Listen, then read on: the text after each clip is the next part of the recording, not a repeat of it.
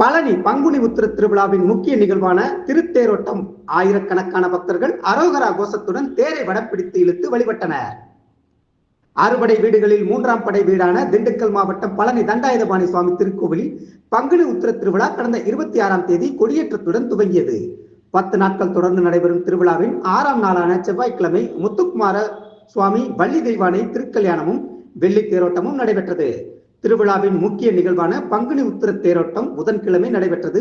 முன்னதாக தமிழகம் முழுவதிலிருந்தும் பாத யாத்திரையாக தீர்த்த காவடிகளை எடுத்து வந்த பக்தர்கள் பழனி முருகனுக்கு அபிஷேகம் செய்து வழிபட்டனர்.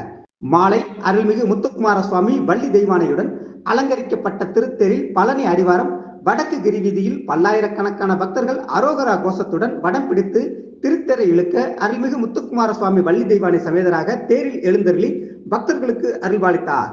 தேரோட்டத்தில் பழனி கோவில் இணை ஆணையர் மாரிமுத்து, உள்ளூர் பிரமுகர்கள் உட்பட ஏராளமானோர் கலந்து கொண்டனர். வருகின்ற 4ஆம் தேதி கொடியிறக்க நிகழ்ச்சியுடன் பங்குனி உத்திர திருவிழா நிறைவடைகிறது. பக்தர்களுக்கு தேவையான அடிப்படை வசதிகளை கோவில் நிர்வாகமும் மாவட்ட நிர்வாகமும் செய்து வருகிறது. மேலும் பக்தர்கள் பாதுகாப்பிற்காக 1000க்கும் மேற்பட்ட போலீசார் பாதுகாப்பு பணியில் ஈடுபட்டு வருகின்றனர்.